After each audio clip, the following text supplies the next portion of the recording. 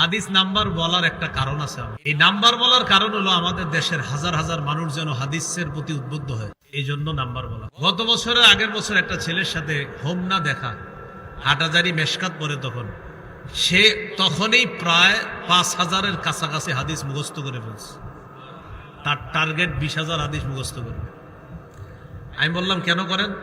আপনার থেকে উদ্বুদ্ধ হয়েছি, সব তো আমিও পাবো। এই জন্য আমি নাম্বার বলি কেন জানেন? এই একটা কারণ, যাতে অন্য ছাত্ররা উদ্বুদ্ধ হয়। 2 নাম্বার আরেকটা কারণ আছে। হাদিসের নাম্বার বলতে পারাটাকে আমাদের দেশের কিছু মানুষ মনে করে এর চেয়ে বড় আলেম দুনিয়াতে নাই, কেউ অনেকে মনে করে। এই ধারণা প্রত্যাখ্যান করার জন্য, এই ধারণাকে ভুল প্রমাণ করার জন্য হাদিসের নাম্বার আমি বলি। নাম্বার বলা জরুরি না, নাম্বার বইলা বুঝাই যে নাম্বার বলাটা আসলে এমন কোন কঠিন কাজ না। আমাদের দেশের এখন অনেকে নাম্বার বলে। আমাদের ইউসুফ বিন ইকবাল ভাই মাশাআল্লাহ কত সুন্দর আলোচনা করে, হ্যাঁ, তার হায়াতে আল্লাহ বরকত দান করে। তো নাম্বার কেন আমি চাই আমাদের কওমি মাদ্রাসার ছাত্ররা কিছু কিছু নাম্বার বলুক, বলার পরে এরা বুঝায় দেয় যে নাম্বার বলা এটা তেমন কোনো ব্যাপার না। আমরা যারা নাম্বার বলি আমরা ভালো করে জানি যে আমাদের চেয়ে অনেক বড় বড় গভীর জ্ঞান সম্পন্ন হাজার হাজার লাখ লাখ আলেম আমাদের বাংলাদেশে আছে। কিন্তু নাম্বার বইলে কি বুঝাই যে ভাই নাম্বার বলাটা এটা আসলে বড় আলেম হওয়ার দলিল না। শুধু এই কারণে বলি, অনেকে ভাবে নাম্বার বলা মানে না জানি কিছু, আসলে না জানি কিছু না, না জানি কিছু না এটা বোঝানোর জন্য নাম্বার বলি। দেখবেন মাঝখানে শুরু হয়েছিল নাম্বারের এক ধোকা। কি? বুখারিয়াত, মুসলিমাত, তিরমিজিয়াত, আবু দাউদাত, হাদিস কিন্তু বলে না, খালি বলে বুখারিয়াত, মুসলিমাত, আবু দাউদাত, নাসাইয়াত। আরে বাবা, এর চেয়ে বড় আলেম দুনিয়াতে নাই। কিন্তু হাদিসটা বলে না, হাদিস কিন্তু বলে না, হয়তো সর্বোচ্চ অনুবাদটা বলে দিবে। কেন আমাদের যে ছেলেরা মাশাআল্লাহ এখন বয়ান করতেছে, শুধু কি হাদিসের অনুবাদ বলে না, হাদিসও বলে, হাদিসও বলে। এটা আপনাদের সাধারণ মানুষদেরকে দেখেন, এই জন্য বলতেছি নাম্বার বলতে পারা বড় আলেম হওয়ার দলিল না, এটা মনে রাখেন। নাম্বার আপনি চাইলেও কিছুদিন মুখস্থ করে বলতে পারবেন, বড় আলেম হওয়ার দলিল কখনো হাদিসের নাম্বার বলতে পারা না, এই বিষয়টা মাথায় রাখবেন। তাহলে 1 নাম্বার যেন হাদিসের প্রতি ছাত্ররা উদ্বুদ্ধ হয়, এটা হলো আমার একটা টার্গেট। 2 নাম্বার, সাধারণ জনগণ যেন এই ভুলের মধ্যে না থাকে নাম্বার বলাটাই মনে হয় বড় আলেম হওয়ার দলিল না। হাজার হাজার বড় গভীর জ্ঞান সম্পন্ন আলেম যারা আছেন, যারা হাদিসের নাম্বার বলে না, কিন্তু তাদের জ্ঞানের ধারে কাছেও যাওয়ার যোগ্যতা আমাদের নাই। এটা সত্যি কথা, আল্লাহর কসম, এটাই সত্যি কথা। এই ধোকার মধ্যে আপনারা কিন্তু পড়বেন না। আল্লাহ আমাদেরকে কথাগুলা বুঝার তৌফিক দান করেন। তো বলছিলাম সহিহ বুখারীর 1975 নম্বর হাদিস। এই হাদিসের মধ্যে আসছে, আবু সালামা ইবনে আব্দুর রহমান বলেন, আমাকে আব্দুল্লাহ ইবনে আমর ইবনুল আস বলেছেন, হাদ্দাসানি আব্দুল্লাহ ইবনে আমর ইবনুল আস রাদিয়াল্লাহু তাআলা।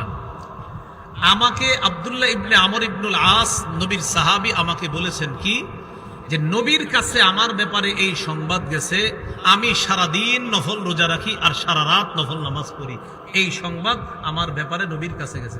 আমার একটু বুঝেন আপনারা, নবীর একজন সাহাবী আব্দুল্লাহ ইবনে আমর ইবনুল আস, তার ব্যাপারে নবীর কাছে সংবাদ গেছে, এই সাহাবী সারাদিন নফল রোজা রাখে আর সারা রাত নফল নামাজ পড়ে। তো নবী তারে ডাকছে, ডাইকা বললেন, আলাম উখবার, আমি তোমার ব্যাপারে কিছু কিছু বিষয়ে জেনেছি। সেই বিষয়গুলো হলো এই, আন্নাকা তাকুমুল লাইলা ওয়া তাসুমুন নাহার। আমি শুনতে পাইলাম তুমি সারা রাত নফল নামাজ পড়ো, সারাদিন নফল রোজা রাখো, কথাটা কি সঠিক? সাহাবী বললেন, বালা ইয়া রাসূলুল্লাহ, হুজুর কথাটা সঠিক, আমি সারা রাত নফল নামাজ পড়ি, সারাদিন রোজা রাখি। রাসূলুল্লাহ সাল্লাল্লাহু আলাইহি সাল্লাম বললেন, এটা আজকে থেকে আর করবা না।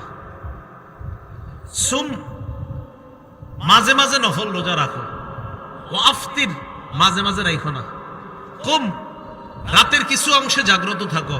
ও নাম, কিছু অংশে ঘুমাও। কি বললেন দেখেন, সুম, মাঝে মাঝে নফল রোজা রাখো। ও আফতির, মাঝে মাঝে রাখো না নফল রোজা। কুম, রাতের কিছু অংশ জাগ্রত থেকে ইবাদত করো। ও নাম, আবার তুমি ঘুমাইবা। সাথে সাথে নবী বললেন, ইন্না লিজাসাদিকা আলাইকা হাক্কা, তোমার শরীরের উপর তোমার হক আছে। ওয়ালি আইনিকা আলাইকা হাক্কা, তোমার চোখের উপর তোমার হক আছে। ওয়ালি যাওজাতিকা আলাইকা হাক্কা, তোমার বিবির উপর তোমার হক আছে। ওয়ালিজাউরিকা আইলি দয়ফিকা আলাইকা হাক্কা, তোমার মেহমানের উপর তোমার হক আছে। তুমি যদি খালি রোজা রাখো, মেহমান আইসা বলবে ও আপনি রোজা, তাহলে আর খামুন আপনার নফল রোজা।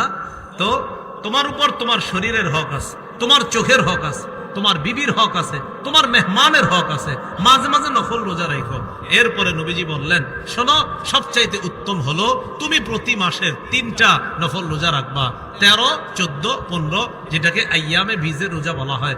এরপরেও যদি তুমি রাখতে চাও, একদিন রোজা রাখো, একদিন রাখো না। সেটা হলো দাউদ নবীর রোজা। দাউদ নবী একদিন রোজা রাখতেন আর একদিন রোজা রাখতেন না। এটাও তুমি রাখতে পারো। এক হাদিসে নবী বলছেন এটা উত্তম রোজা, তো তুমি এটা রাখতে পারো।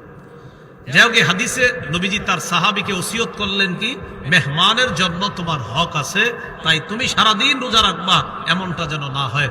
মাঝে মাঝে নফল রোজা রাখবা, মাঝে মাঝে আবার রাখবা না। এখান থেকে মেহমানের মেহমানদারি করার গুরুত্ব বুঝে আসে। সহিহ বুখারীর বর্ণনা 6137 নম্বর হাদিস।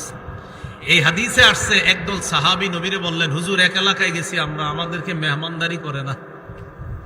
নবীজি বললেন, ইন্নাজালতুম বিকাউমিন, কোন এলাকায় যখন যাও, কোন এলাকায় যখন অবস্থান করবা, মেহমান হইবা, আমারু লাকুম বিমা ইয়ামবাগি লিদ-দাইফ ফাকবালু,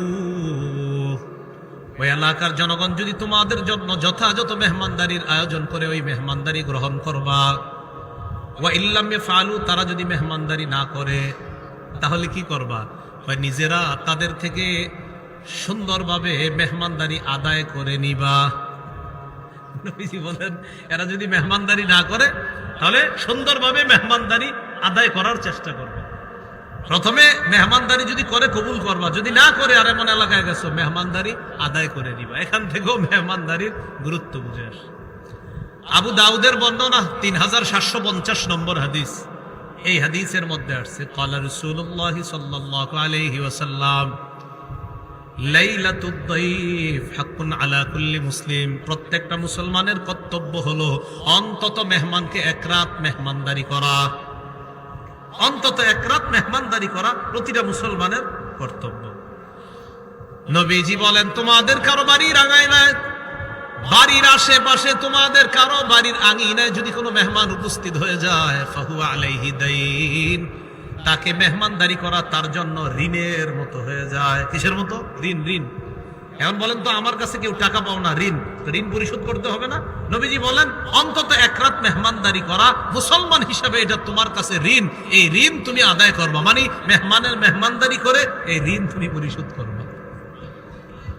ইনশাআ ইকতাযা ওয়া ইনশাআ তারাকা, চাইলে তুমি এটা আদায় করতে পারো, চাইলে ছাড়তে পারো। মানে নবীজি এখানে বুঝাইছে না যা মন চায় তা করবা না, এই ঋণ তুমি যে পরিশোধ করা জরুরি।